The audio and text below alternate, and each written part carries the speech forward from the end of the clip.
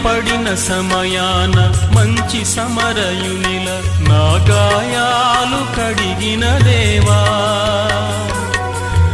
ఆకలైన వేళలో ఆహారమిచ్చి నన్ను పోషించినావు దేవా.